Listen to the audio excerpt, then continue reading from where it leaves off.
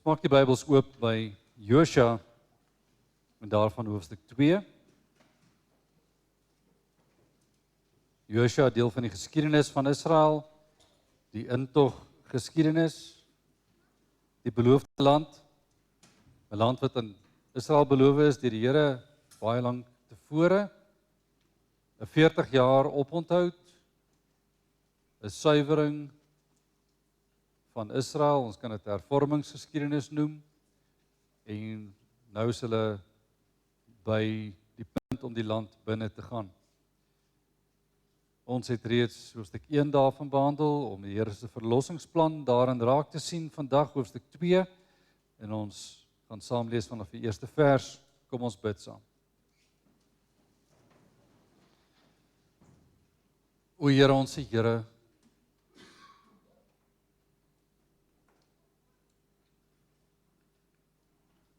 om saam te bid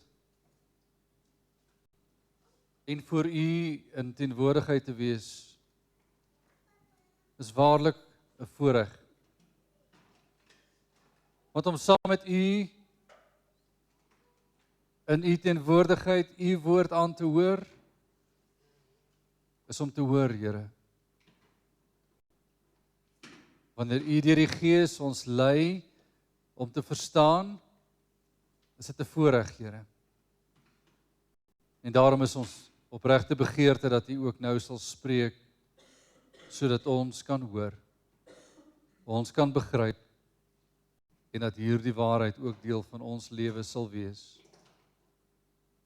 Dit bid ons in die naam van Christus Jesus, ons Koning. Amen. Josua 2, vanaf vers 1. Daarop het Josua, die seun van Nun uit Sittim, in die geheim 2 manne as verkenners uitgestuur en gesê, gaan bekyk die land en Jerigo. Hulle het toe gegaan en in die huis van 'n hoer met die naam van Rahab ingekom, en hulle het daar gaan slaap. En toe daar aan die koning van Jerigo gesê is, kyk, manne, uit die kinders van Israel het vandag hierheen gekom om die land te verken. Stuur die koning van Jerigo na Rahab om te sê, lewer die manne uit wat na jou gekom het, wat in jou huis ingegaan het, want hulle het gekom om die hele land te verken. Maar die vrou het die 2 manne geneem en hulle weggesteek en sy het gesê, seker, die manne het na my gekom, maar ek het nie geweet waar hulle vandaan was nie. En toe die poort met donker gesluit moes word, het die manne uitgegaan. Ek weet nie waar die manne heen gegaan het nie. Jaag hulle gou agterna, want julle sal hulle inhaal. Maar sy het hulle op die dak laat klim en hulle weggesteek onder die vlasstoppels wat op haar dak oopgegooi was. Die manne het hulle toe agterna gejaag in die rigting van die Jordaan, na die druwe, en die poort het hulle gesluit, nadat hulle vervolgers uitgegaan het. En voordat hulle gaan slaap het, het sy op die dak geklim na hulle toe en aan die manne gesê, ek weet dat die Here die land aan julle gegee het en dat die skrik vir julle op ons geval het en dat al die inwoners van die land vir julle bewe. Want ons het gehoor dat die Here die water van die Skelfsee voor julle by julle uittog uit Egipte laat opdroog het en wat julle die 2 konings van die Amorite, Sion en Og, oorkant die Jordaan aangedoen het. Dat julle hulle met die banvloek getref het. Toe ons dit hoor, het ons hart gesmeld, sodat daar by niemand enige moed meer oorgebly het teenoor julle nie. Want die Here julle God, hy is God in die hemel daarbo en op die aarde hieronder. Sweer dan nou tog vir my by die Here, dat terwyl ek aan julle 'n guns bewys het, julle ook aan my familie 'n guns sal bewys. En gee my 'n betroubare teken dat julle die lewe van my vader en my moeder en my broers en my susters en almal wat aan hulle behoort sal spaar en ons siele sal red van die dood. Toe sê die manne vir haar, mag ons siel in julle plek sterwe, as julle nie hierdie saak van ons bekend maak nie. Dan sal ons, as die Here ons die land gee, aan jou guns en trou bewys. Daarop het sy hulle met 'n lyn deur die venster laat afsak, want haar huis was in die stadsmuur ingebou, sodat sy aan die muur gewoon het. En sy het vir hulle gesê, loop die gebergte in, dat die vervolgers julle nie aantref nie, en steek julle daar 3 dae lank weg, totdat die vervolgers teruggekom het. Daarna kan julle verder gaan.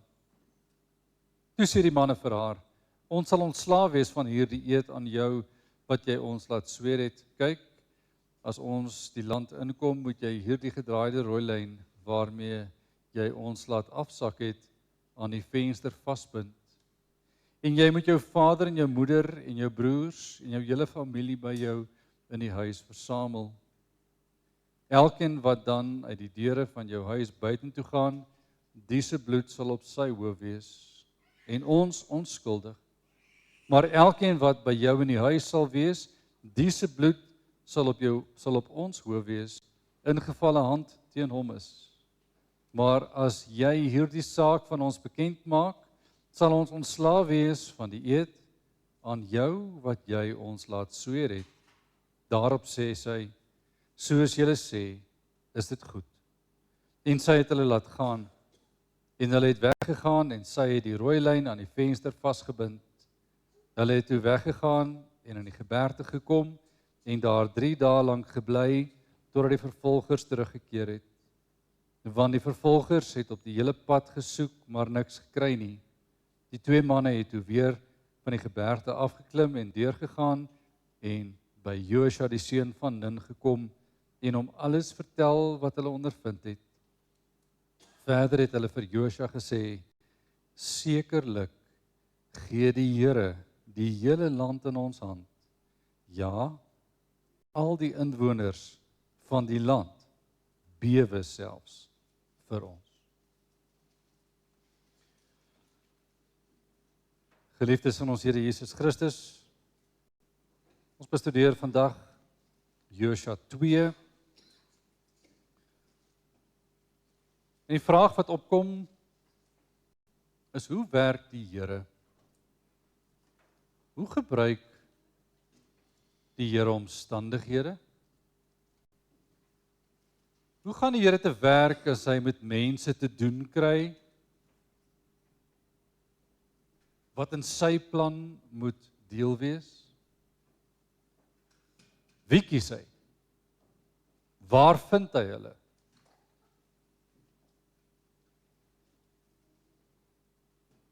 Wanneer die Here sy verlossingsplan openbaar in Josua 1 met leierskap, met sy plan wat hy moet uitvoer, wat sal lei tot die Here verlos en dan ook die Here verower, want die hoofopskrif amper van hierdie boek is die Here verower. Ons vind die geskiedenis treffend dat die Here geëindig het voor die 40 jaar met verspieders, 12 daarvan, 2 betroubaar, 10 nie. Josua kies 2 verspieders, nie 12 nie, maar 2, om die land te verken. Hierdie 2 manne kom by 'n plek, en die eerste plek wat vir ons beskrywe word, ons weet nie hoe ver het hulle getrek nie, ons weet nie of hulle deur die hele land al getrek het nie, maar hulle kom by 'n vrou met die naam van Rahab. Wat 'n vrou is dit? Die 53 vertaling sê 'n hoer. Daar sal ons praat van 'n prostituut. 'n Vrou in daardie tyd was die prostituie ook nie mense met 'n hoë status in die samelewing nie. Hulle was vroue van lae status. Die eerste plek waar hulle nou rus vind, 'n slaapplek vind, en mense wonder ook, kommentatore beweer dat dit ook 'n plek was waar mense tuis kon wees, en dit was een van die funksies van hierdie bepaalde blyplek. Maar by die prostituut is die plek waar 'n stoppunt gekom het. Mens krap kop as mens vra, Here, hoe betroubaar sou Rahab wees? Want die nuus wat duidelik bekend word, is ons na die verhaal kyk en sien ons, onmiddellik weet die stad dat Israeliete wat ander kant Jordaan staan, hier in die land ingekom het, en hulle weet sommer ook hoekom. Hulle weet dat hier twee manne ingekom het en hulle moet hier ergens wees. Iemand sê daar by Rahab, gaan vra daar. En hulle klop aan die deur. En hulle kom vra. Waar is die manne wat hier by jou tuis gekom het? En dan word ons gekonfronteer met Rahab. Rahab, 'n inwoner in Jerigo, in stand nie veel nie. Waar is hierdie manne? Ja, hulle was hier, ek het nie geweet wie hulle was en waarheen hulle vandaan gekom het en waarheen hulle op pad is nie, maar hulle is hier uit. Hulle is uit by die poort, voordat dit gesluit was. En sy gee vir hulle 'n aanduiding van watter rigting hulle kan volg, en hulle moet haastig wees dat hulle kan vang. En dan gaan hulle, en hulle agtervolg, op die pad wat sy gesê het. En daar is die gevaar weg. Wat het Rahab nou net gedoen? Rahab het pas 'n leuen vertel. 'n Leuen vertel oor hierdie manne. Om hulle lewe te spaar, het hulle die soldate weggekry of mense weggekry wat kon leed doen aan hierdie manne. Hoekom sou sy dit wou doen? Watter rede het Rahab gehad? En dis die eerste vraag wat ons moet antwoord. Is watter rede het Rahab gehad om hulle lewe te spaar? Watter rede? Haar gesprek op die dak. Haar gesprek met hierdie manne sou vir ons iets hiervan weergee. Vanaf vers 8. Die gedeelte vanaf vers 8 baie belangrik om te verstaan wat sou haar motief wees om te lieg.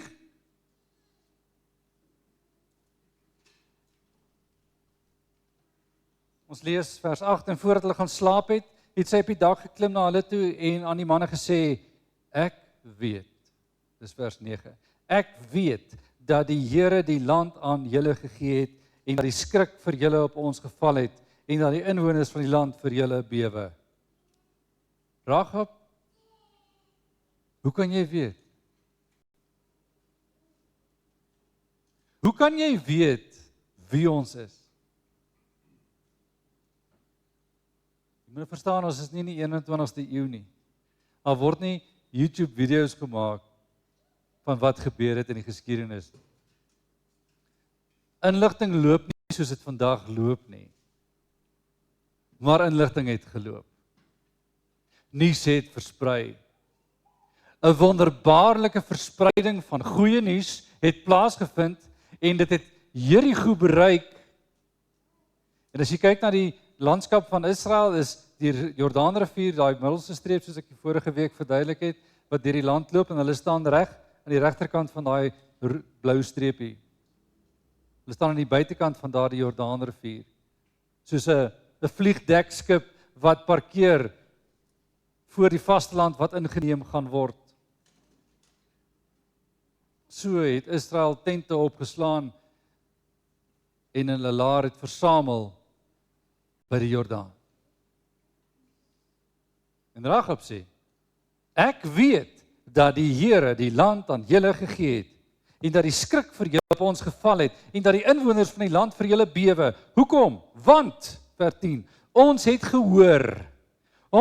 gehoor dat die Here die water van die Skelfsee voor julle tog uit Egipte laat opdroog het. Ons weet, daar was 'n koning in Egipte. Sy naam was Farao. Een van die baie, maar daardie Farao in besonder. En ons het gehoor dat julle nie deur die rivier, deur die see geswem het nie, want julle het nie een of ander boot gehad om oor die rivier, oor die see te gaan nie. Julle is oor daardie see op 'n wyse wat niemand nog deur die Skelfsee gegaan het. Die God van hemel en aarde het die see oopgekloof en julle deur gestap en Egipte het daarin verdrink. Ons het gehoor. Wie kan dit doen? Wie kan dit doen? Ons het gehoor. Maar dis nie al nie. Ons weet aan die ander kant van die Jordaan, daar waar julle tente nou opgeslaan is. Daar's 'n gebied, 'n redelike groot gebied. En daar was 2 konings. Die name word nou hier genoem. Jy sal dit ook in Numeri vind en jy sal dit weer in Deuteronomium lees. Dat die 2 konings van die Amorite, die koning Sihon en Og, toe hulle by Moab se grens verbygetrek het, toe begin die opstand teen die 2 groot konings, magtige konings. En wie het hulle verslaan? Die God van hemel en aarde het hulle verslaan. Israel se mag is nie so geweldig. Maar dis God wat hier die konings lam gelê het. En dit het versprei die nuus dat hulle het by Moab verbygetrek, daar gaan staan en daai konings is verslaan. Asof hulle nie daar was nie. Magtige konings. Ons het gehoor. Ons het dus gehoor van die see en die koning van Egipte en die geweldigheid van die koning van die hemel.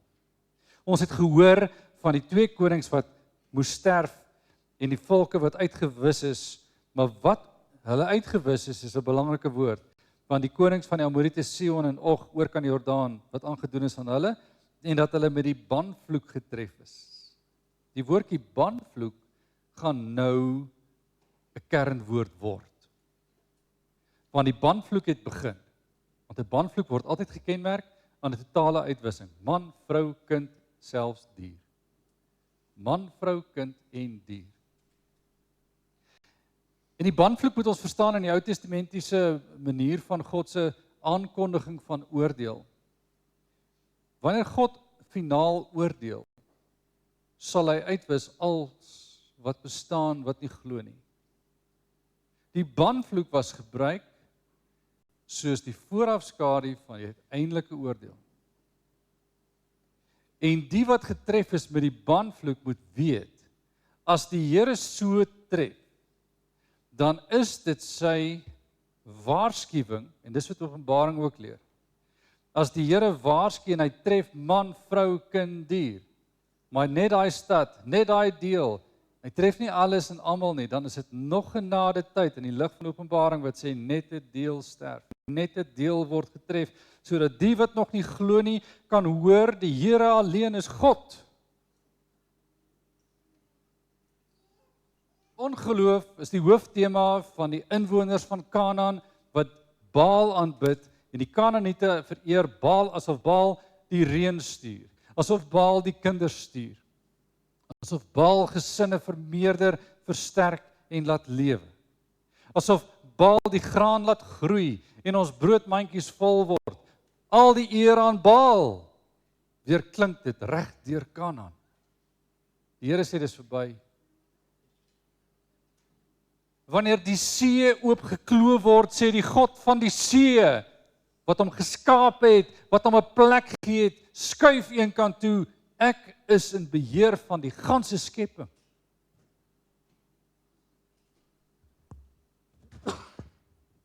Ek is in beheer van die ganse skepping. En wanneer ek in beheer is, sê die God van hemel en aarde, sal niks voor my stand hou nie, sal niemand voor my stand hou nie. En daarin lê die openbaringsgeskiedenis. Maar die woordjie banvloek, jy hoor ban, ons ken vandag die woord verban. Ban is soos 'n wegstoot. Ban is vernietig. Gebrek aan genade is elkeen wat die banvloek ontvang. Hierdie gedeelte is geweldig vol van genade. Ons kyk na die gedeelte en die Here stuur hierdie verspieders en hierdie vrou wat op die teiken in die teiken se muur bly. Die vrou wat in die teiken se muur bly. Hoor baie mooi. Dis die stad wat aangeval gaan word. Dis die stad wat vernietig moet word. Hierdie is die vrou wat in die stad bly. Sy sê, ons het gehoor van die grootheid van God. En toe ons het gehoor het, sê vers 11, het ons hart gesmeld, sodat daar by niemand enige moed meer oorgebly het teenoor julle nie, want die Here, jou God, hy is God en in die hemel, en daarbo en op die aarde hieronder. Ragab se getuienis is baie duidelik. Ons weet wie julle is. Maar meer nog, ons weet ook wie julle gestuur het. En die grootheid van hierdie boodskap is dit. Wat is die erkenning van 'n prostituut in die muur van 'n stad van die heidene, in 'n plek van verlatenheid oor die God van hemel en aarde? En as jy dit nie hoor nie, hoor die volgende. Hoe groot is die God van hemel en aarde dat hy die sondaar mens in 'n gefalle toestand, in die muur van 'n stad wat vernietig gaan word, aangryp. Homself deur die natuur openbaarheid, soos ons leer in Nederlandse Geloofsbelijdenis artikel 2. Dat hy homself openbaar deur die natuur as God bo Baal wat niks kan openbaar nie. En dat hy homself daarstel as sigbaar. En nou sien sy een geleentheid. Nou praat sy met die man in die nag. Sy sê, ek weet nou waar ons is. Ons is hooploos. Ons het geen volgende plan nie. Ons kan onsself nie hier uithaal nie. Julle is nou klaar hier, maar julle is nie almal nie. Maar sy weet nog nie wat kom nie. Maar sy weet hier kom baie moeilikheid.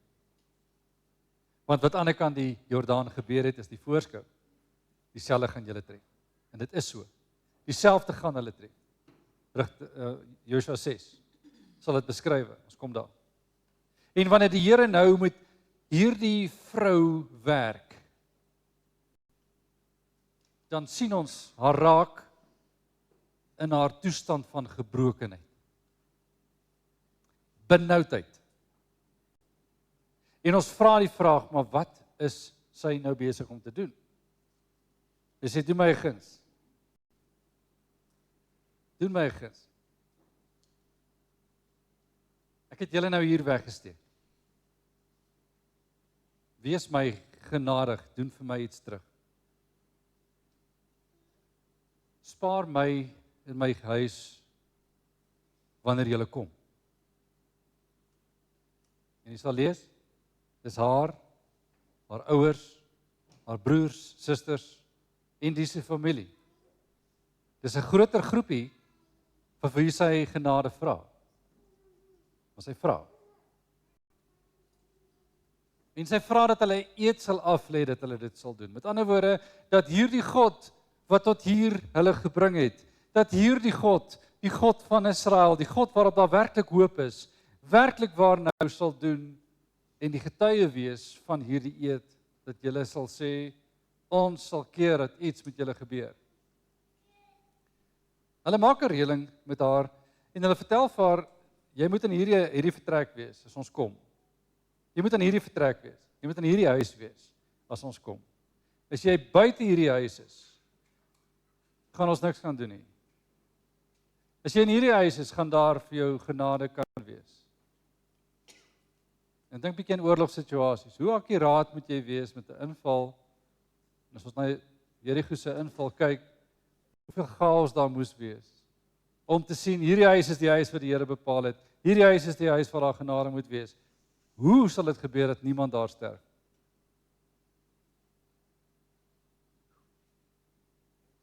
Wie moet dit reël?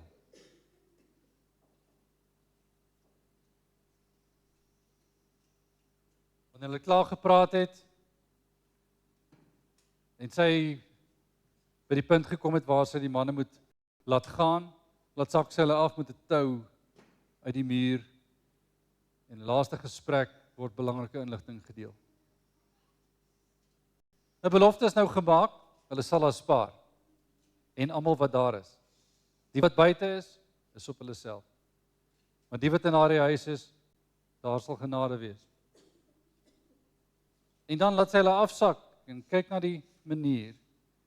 Hulle word afgesak, en die tou wat sy gebruik, moet as 'n teken dien. Hulle sê vir haar, maak hierdie tou vas aan die venster. Dat as ons kom, daardie huis gespaar sal word. Dat daardie huis gespaar sal word. En wanneer ons dit hoor ons iets van die evangelie, van genade. Want die Here voorsien nie net dat die prostituut in die muur begenadig word op 'n sekere manier, ons kom nou daarby, maar dat sy plek word waar genade gaan plaasvind. Sy word 'n plek waar iets van die grootheid van God sigbaar sal wees, soos niemand dit nog aanskou het nie. Want waar daardie rooi tou hang, is 'n veilige hawe. En is buite die muur. En nou onthou ons Eksodus 12. Daar's nog 'n prentjie. 'n Prentjie wat sê, daar waar die bloed aan die buitekant van die muur is, daar, net daar, middernag as die engel van die Here kom, sal daar lewe wees. Net daar. En die eerstgeborene sal lewe. Klaar. En dit was so. Die Here het so beloof. So was dit. En wanneer Rahab, 'n vrou met swak karakter, leuenagtig van gemoed, want dis hoe Amorite maar was, dis hoe die inwoners van Kanaan geleef het. Broos. Hulle vra, sy vra vir haar hele gesin, familie, en dan sê die manne dis reg, maar kan hulle dit implementeer? Die Here moet dit implementeer. Ons lees van Jakob, van Rahab in die geskiedenis. En ek noem Jakob want Jakob is die gedagte wat hier heers. Wat word van Jakob gesê? Ons leer Jakob ken as die een wat tweede gebore word, wat nie die eersgeboortereg verdien het nie, maar dit gesteel het, as bedrieger opgetree het en 'n bedrogspel laat voortgaan het. Dis Jakob, leuenagtig. Ons lees dat Rahab lieg oor die saak, asof dit net 'n gewone ding is. Wat lees ons oor Rahab in Jakobus 2? Jy kan saam met my volg daar as jy wil. In Jakobus 2 lees ons die volgende oor Rahab in vers 24 tot 26. Jakobus skryf, sien julle nou dat die mens geregverdig word uit die werke en nie uit die geloof alleen nie? En is Rahab die hoer nie ook net so geregverdig uit die werke toe sy die boodskappers ontvang en 'n ander pad weggestuur het nie? Want soos die liggaam sonder gees dood is, so is ook die geloof sonder die werke dood. Wat word van die leuen van Rahab gesê in Jakobus 2? Niks. Ken die Bybel, dis goed dat ons kan lieg sodat almal kan lewe? Nee, daardie teks nie. Die Here maak 'n saak oor haar daad van help hulle sodat daar gelewe kan word. Die bewaring van lewe word geprys. En Rahab word geregverdig. In Hebreërs 11 lees ons weer van Rahab in vers 30 en 31. Die geloof in die mure van Jerigo geval, nadat daar 7 dae lank omheen getrek was. Vers 31, deur die geloof het Rahab die hoer nie saam met die ongehoorsaames omgekom nie, omdat sy die spioene in vrede ontvang het. Rahab word geregverdig nie op grond van die leuen nie, maar op grond van haar bewaring van die verspieders. Jakob word nie gered op grond van sy goedheid nie, nie sy guns nie, nie sy genade nie, maar oor God 'n plan met Jakob gehad. En wanneer ons met die Here besig is en ons vra die vraag, maar Here, wat is 'n prostituut nou eintlik werd? Wat is 'n prostituut nou eintlik werd? Sy is daarom nie van die beste karakters wat ons het nie, kon nie iemand anders gekies het wat bietjie meer waardig was nie. Juis in die swakheid word die krag van God volbring. Juis in die gebrokenheid word u en ek sigbaar. Wat kan ek bring na my verlossingspad? Wat kan ek doen? Hoe goed is ek? Wat kon ek vermag om deur die Here Jesus gered te word?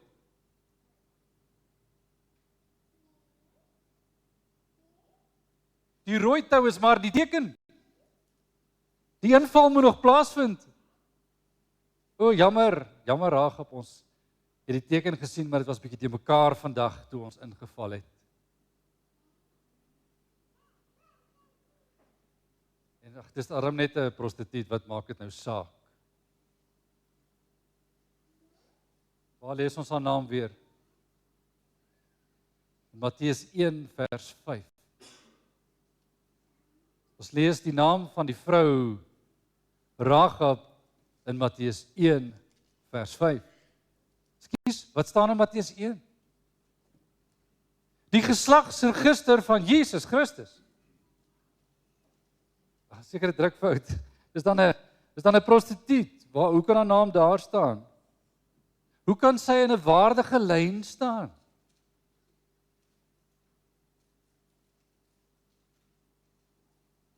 Wie is God en hoe werk hy? Wanneer Rahab en haar huis gered word en God doen die reddingswerk, hy red haar hart eerste. 'n Geloofsredding vind eerste plaas, dade pas nog nie. Dis waar ons almal is. Ons dade is maar nog almal, party daar sug ons vir onsself, omdat ons gewens het, ons het nie gedoen wat ons gedoen het, of gesê wat ons gesê het nie. Wat ons openbaar 'n gebrokenheid van, ek is nog werk in proses, Here, hoe het u my al gebring by 'n nuwe pad, maar ek is nog steeds hierdie gebroke mens, want dit gaan nie oor jou nie, dit gaan oor Christus. Wanneer Rahab verlos word sy 'n proseliet, met ander woorde, sy word 'n geloofsbelydende lidmaat van die kerk van Israel, Ou Testamentiese kerk. Sy bely dat die Here God is, en sy word deel van Israel. Sy trou met Salmon, 'n prins uit die stam van Juda.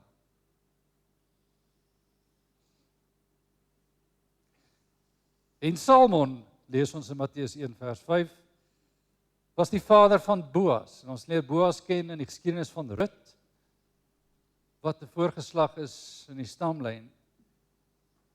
Want Boas word die vader van Obed, wat die vader van Isaai word, wat die vader was van Dawid.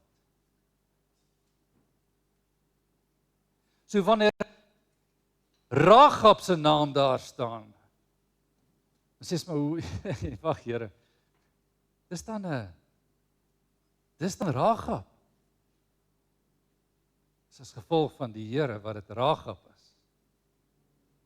Waar genade kom, en 'n verlossingspad deur Israel se geskiedenis wat niemand verwag het. En 'n muurhuis bly staan waar rooi tou die teken is. Bloedprentjie na Christus. Want jy moet bly lewe. Die pad lê voor. Nie deur jou wonderlikheid nie, Rahab. Nie deur jou wonderbaarlike gedrag nie, o, hierdie goeie dinge wat jy kon doen nie. Nee, omdat God jou gekies het. En geliefdes, Matteus 1 vers 5 is 'n herinnering vir u en vir my. Dat jy die name nie noodwendig gaan waardeer wat by Christus moes verbygaan nie. Maar dat die Here die genade bewys waar hy wil. Die muur is gebreek. Die stad is ingeneem. Maar die huis wat beskerm moes word, is beskerm. Dis die God wat ons dien. En as Christus dit kan vermag, waar staan u en ek? In sy plan. Waar staan hulle wat nog nie die evangelie gehoor het nie, in sy plan? Is hulle daar waar hulle sê, ek het gehoor, ek het by jou gesien, ek het by jou verneem, want hier lê 'n stuk evangelie waarheid. Hoe lyk die God van jou wat die evangelie nou aanhoor? Is dit hierdie God wat Rahab gesien het? Of is dit 'n ander een? Maar daar is net een pad. Daar is net een manier hoe ons hierdie lewe kan bewandel, en die wêreld lê eintlik ver en woes en erg voor ons. En ons sien wie lê daar by die Jordaanrivier, en ons weet nie eintlik wat is op pad nie, en ons weet regtig nie wat is op pad. Ons weet vandag lê Islam en loer voor die deur. Hulle trek al by Nigerië wat geweldige vervolgings aanbetref. Dis nie meer ver nie, en klop hulle aan ons deur ook. Sal ek sê, maar ek ken hierdie God. Bewe ons broeke vir hierdie God.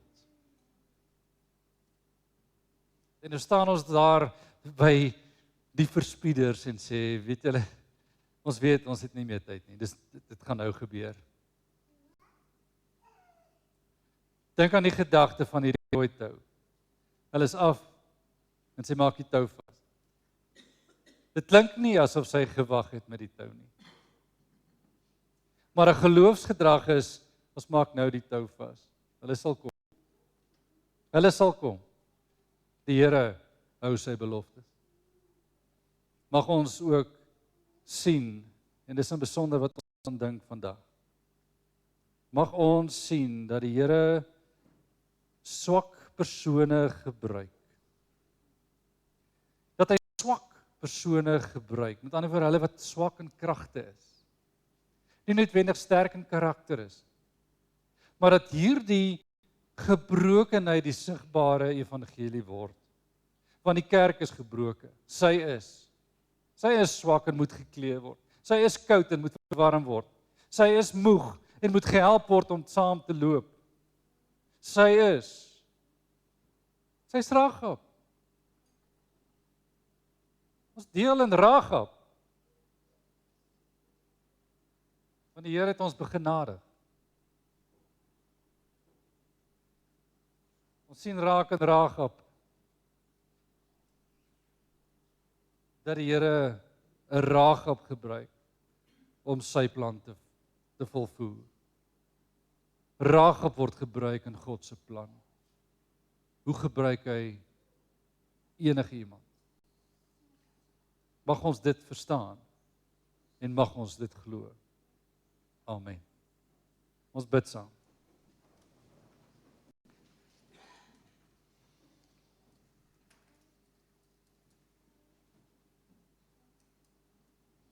Almagtige en barmhartige God, Here, ons kan nie anders nie as om in verwondering te staan oor die grootheid.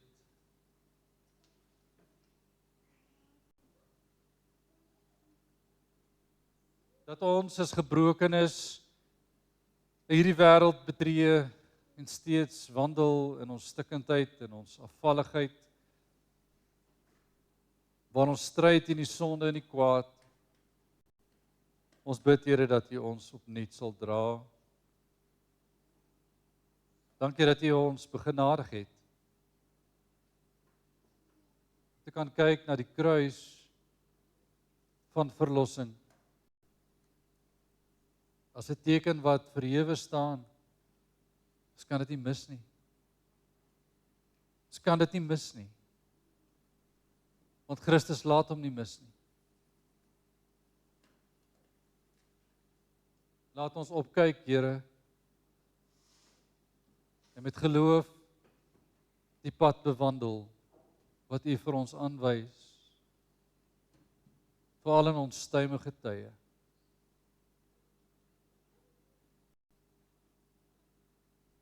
Dra elke gelowige op, wat in ons doen en late elke dag iets sê en iets doen, wat op die ore en in die aangesig van ander verskyn, en dat elkeen wat ons hoor, elkeen wat ons sien, iets van die grootheid sal besef. Maak ons instrumente in U hand, Here. Laat U wil geskied in ons midde, laat U koninkryk kom, aan U die eer, die dank, tot in ewigheid. Amen.